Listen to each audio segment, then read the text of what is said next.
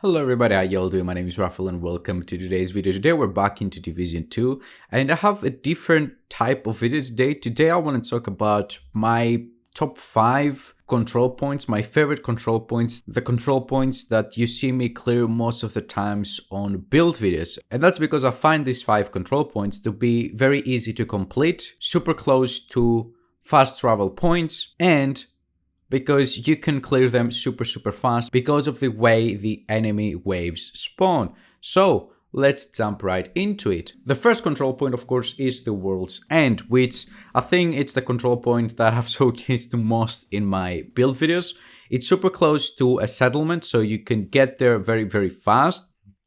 But the best thing about it is that you can get inside the building and get yourself right in front of the door where all the enemies spawn. As soon as you clear the first wave of enemies, the enemies that are already there when you get to the control point, then you can just sit in front of the door, go for the weak points of the outcasts, destroying those red backpacks, getting them on fire, and just keep shooting them until they die. And then it's pretty much repeat, and then boom, you have cleared the control point. It's super easy. Obviously, if you're not an experienced player, if you don't have good accuracy, if your build is not good enough, you're not going to be successful. But taking as granted that you know what you're doing and that you have a build which allows you to play that way, then you're going to have a very easy time. As you can see, the build that I was using in this video right now is on your screens. Nothing crazy, a full red build with glass cannon, 2 Walker Harris pieces, I think, contractor's gloves, fox sprayers, 1 Fenris AB, and a group of Sombra backpack or something like that.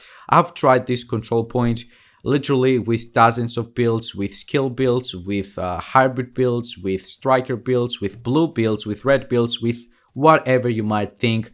And pretty much every good build in this game has the potential to clear the control point super fast. Now, when it comes to the second wave of enemies, after you kill the first boss, the second wave of enemies that comes outside the control point, you have 2 potential spawns on one side of the control point, one being to the left, one being to the right, in the front side of the control point, so to say. And then you have another potential spawn of enemies at the back side of the control point. Now, the good thing is that even though there are 3 different spawn locations, you can camp all locations. So as soon as you figure out which way the enemies are coming, you have a line of sight with them instantly as soon as they come out that door. So again, you can set them on fire and kill them very fast. Moving on to the second control point, that's the Overgrowth.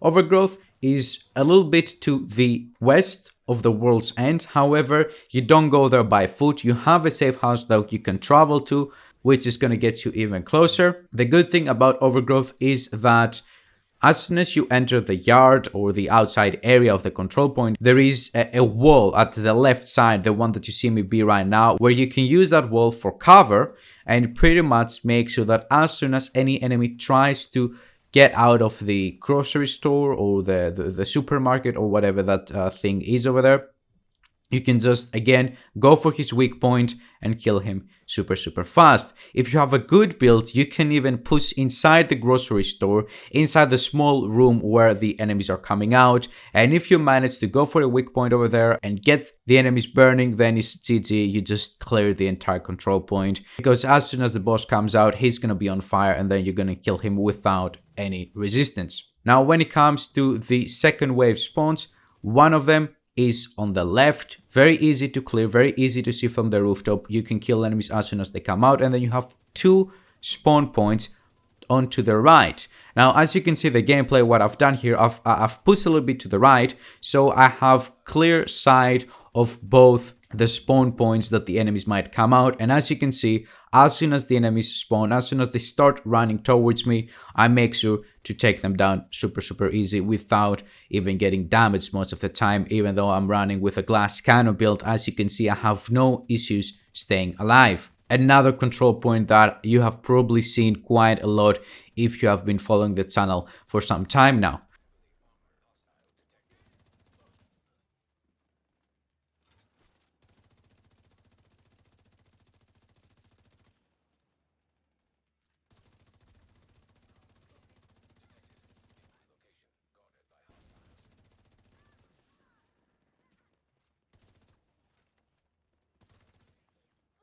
Now, the third control point is the Sleeping Giant, and as you can see from the gameplay, it's not as easy to get in front of the spawn point of the enemies. However, if you know what you're doing, you can achieve that. All the enemies in the first wave are gonna spawn inside a small little house or whatever that thing is, either on the first floor or the basement. The rooftop, they cannot come from over there. However, at the start of the control point, as soon as you go there, most likely there are going to be a couple of enemies at the rooftop. Now, as you can see, again, because we're dealing with Outcast here, your main priority will be to destroy those backpacks, go for those weak points, get the enemies burning so they're not shooting back at you, and you can kill them much faster. You cannot really get right in front of the door where all the enemies come out from as easily as the two previous control points.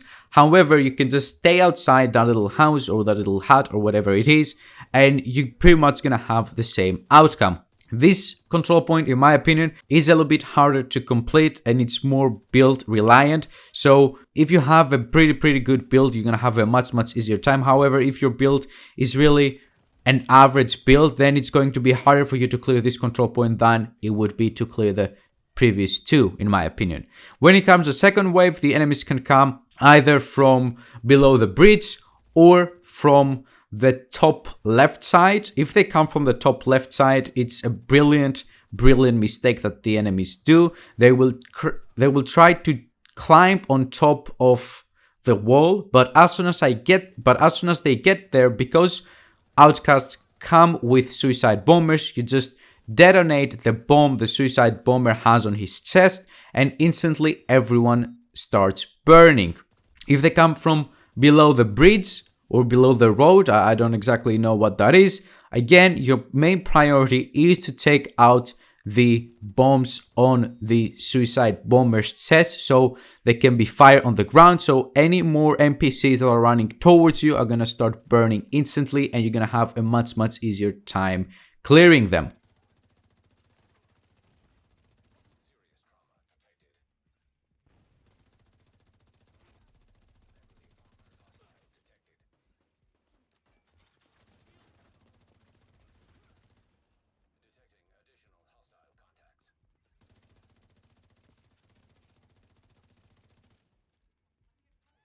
The fourth control point is called the mast. The mast, as you can see right now on your map, is again very close to a safe house. You can get there in a matter of seconds. And when you get there, what I like to do is pretty much get on the, what it's called, the small balcony on the left side, the one that I am right now. I don't know how to call it, and pretty much make sure again that as soon as somebody comes out their spawn, I instantly kill him, I get him on fire, I throw a sticky bomb, I throw seeker mines, I go a flame tart, whatever you can in order to control the spawn point. The secret into clearing control points super fast is to make sure you are controlling the entrance or the exit, I don't know what's the right word here, of the NPCs. If you can control the NPCs as soon as they come out their spawn and not allow them to run around, then you're gonna have a very easy time clearing the control point. If you have enemies running all around, then things get more complicated because they can shoot you from multiple angles. You're gonna try to shoot at somebody and somebody else is gonna be shooting at you. So pretty much the secret ingredient, so to say, is to make sure that they don't get a chance to spread out. Mast is pretty self-explanatory, I think, when it comes to the second wave. 3 potential directions that the enemy come. Again, as soon as they come out, just blast them. And the fact that this control point has a minigun on top of it, which allows your friendly NPCs to go and take control of that, actually helps you quite a lot.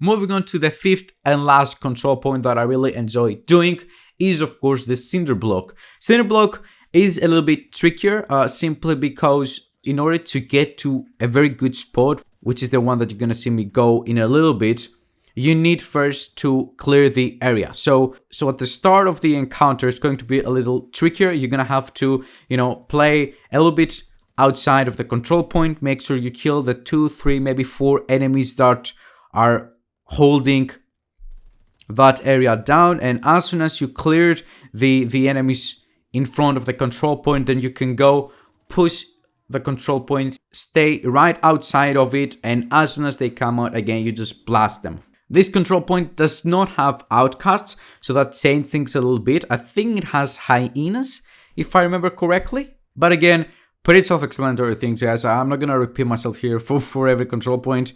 Make sure you lock down the spawn point of the enemies, go for weak points, and don't allow any enemies to push right in front of you or to get you out of your position. Overall, pretty much all control points in the game work the same way. If you can guarantee, if you know the spawns, and if you can guarantee that you can lock down that spawn point for the enemies, then you're gonna have a pretty easy time. What changes from one control point to another, in my opinion, is not so much the design of the control point, but where are the second wave of enemies spawning?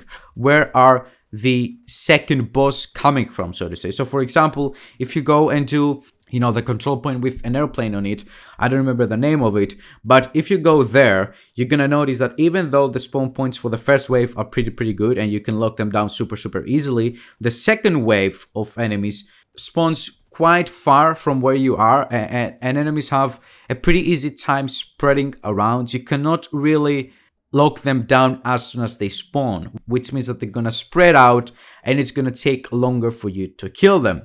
Now, before I close the video, guys, I wanna put like a disclaimer thing here and say that even though the builds that I'm using are important, and depending the builds, the control point gets easier or harder, I think that's something that a lot of people don't really take into consideration where we're talking about builds or playstyles or legendary missions, or even, how fast you can clear a control point, is just player experience and basic understanding and a good understanding of how to get behind cover, where do you have to push, where do you have to fall back, how to react to certain situations. That thing back when I was playing Counter-Strike, we used to call it game sense.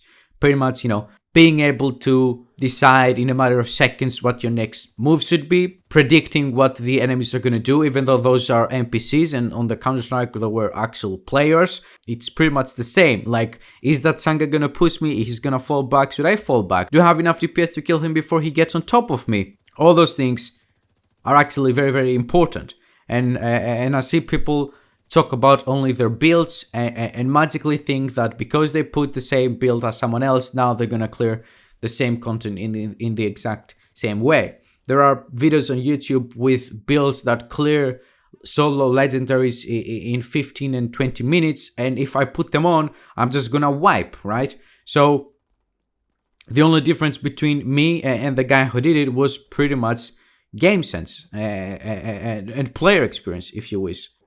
So the most important thing that I think not a lot of content creators and not a lot of people talk about in the Division 2 community is that you need to play the game in order to understand how certain mechanics work, in order to have a lot of experience and be able to take quick decisions as to should I push, should I not push. Like, I see a lot of people saying that they would never play with Glass Cannon, or that Glass Cannon is not worth it, and all those things. In my opinion, Glass Cannon is the best chess talent in the entire game, but that's because I understand what I'm losing and what I'm gaining, and I understand the specific type of playstyle that Glass Cannon requires from the player in order to be successful. And because I understand those things, I'm able to actually pull it off and use it and be successful with it. So keep in mind that no matter the build, no matter the control point, no matter the mission, no matter anything, the most important thing in this game is player experience. I don't know how else to put it. And being able to play in a good way, not putting yourself at a disadvantage. Always start an encounter with you being at a huge advantage point compared to the enemies. So yeah, That's it pretty much, guys. I hope that you liked the video. If you did, please make sure to drop a like and subscribe for more content. Have a wonderful day, everybody. Bye bye.